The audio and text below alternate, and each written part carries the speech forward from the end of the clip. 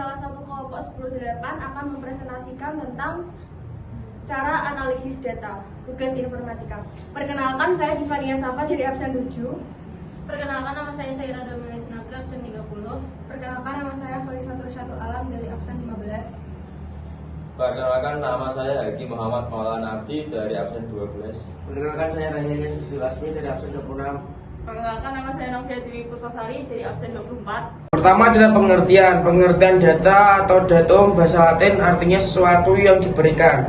Secara istilah, data adalah kumpulan informasi atau keterangan yang diperoleh dari pengamatan. Informasi tersebut dapat berupa data, karakter, teks, kata, angka, gambar, suara, atau video.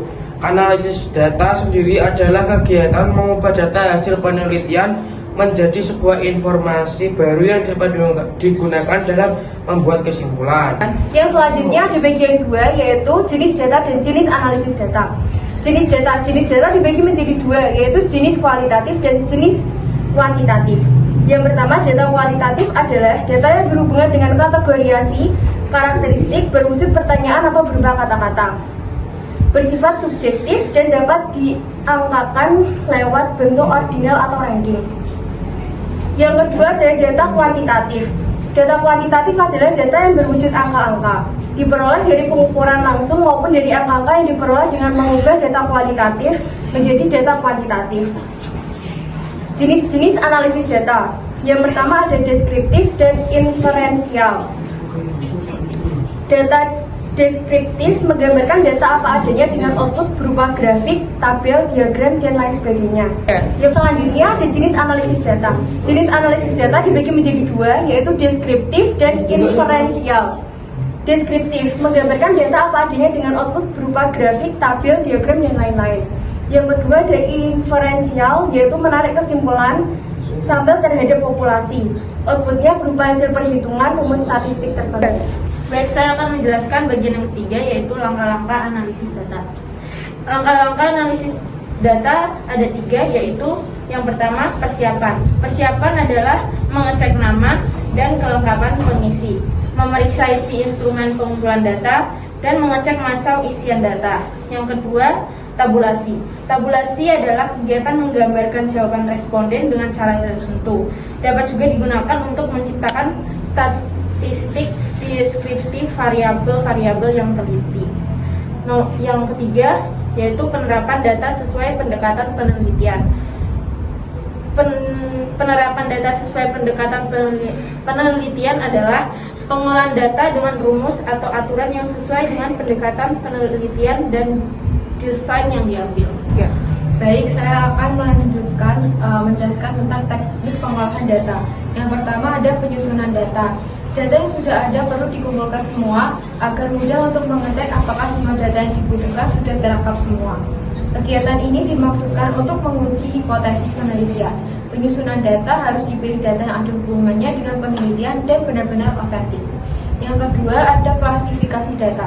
Klasifikasi data merupakan usaha menggolongkan, mengelompokkan, dan memilah data berdasarkan pada klasifikasi tertentu yang telah dibuat dan ditentukan oleh peneliti. Keuntungan klasifikasi data ini adalah untuk memudahkan pengujian hipotesis. Yang ketiga ada pengolahan data. Pengolahan data dilakukan untuk menguji hipotesis yang telah dirumuskan.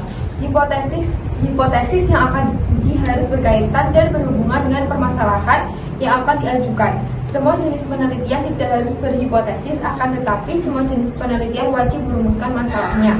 Sedangkan penelitian yang menggunakan hipotesis adalah metode eksperimen. Yang terakhir ada interpretasi hasil pengolahan data. Tahap ini menerangkan setelah peneliti menyelesaikan analisis datanya dengan cermat. Menginterpretasikan hasil analisis perlu diperhatikan hal-hal antara lain. Interpretasi tidak melenceng dari hasil analisis. Interpretasi harus masih dalam batas kerangka penelitian. Dan secara etis, peneliti rela mengemukakan kesulitan dan hambatan-hambatan sewaktu dalam penelitian. Baik, selanjutnya saya akan menjelaskan tentang aspek privasi dalam pengumpulan data. Yang pertama, pentingnya pelindungan privasi data dan informasi. Pelindungan data tidak hanya melindungi data privasi seseorang, tapi untuk melindungi hak dasar dan kebebasan individu. Untuk memastikan bahwa hak dan kebebasan seorang tidak dilanggar, Yang kedua, faktor yang memengaruhi privasi.